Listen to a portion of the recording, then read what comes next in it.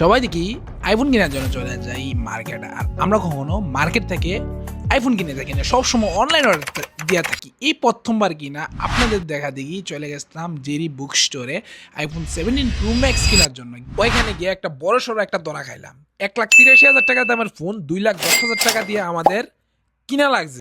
ওই দিনটা কোনো প্ল্যান ছিল না, হঠাৎ করে তোমার জন্য বলতেছে আইফোন কিনবো, কোনো প্ল্যান ছিল না। আমরা বৈশা কথা বলতেছি, কথা বলতে বলতে হঠাৎ করে বলতেছে এখন নাকি চলো যাই আইফোন কেনার জন্য। তো আমরা চলে যাই জেরি বুক স্টোরে, সরাসরি গিয়ে আইফোন 17 প্রো ম্যাক্স কেনার জন্য। অ্যাপেল তো এমনি কোনা বুঝেন না ভাই, ভাই কিডনি কয়টা যাবো কিডনি এটা যাবো একটা আল্লাহ রহমতে। কিন্তু মোবাইল তো এখন তো কয়টা কিনছি কয়েকটা।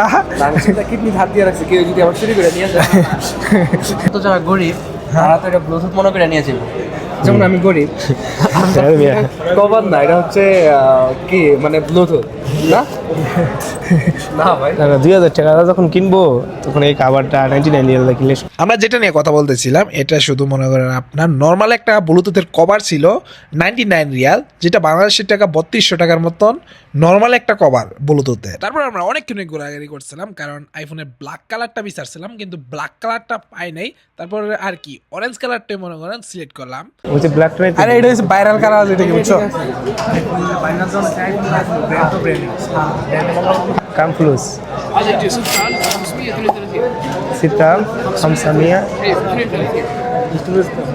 خمس فلوس هذا في روم رام روم 256 256 জিবি যেটা তাদের অনলাইনে ছিল 5,699 রিয়াল, যেটা এটা মনে করেন। আর এখানে আসার পরে আছে গা 6,532 রিয়াল।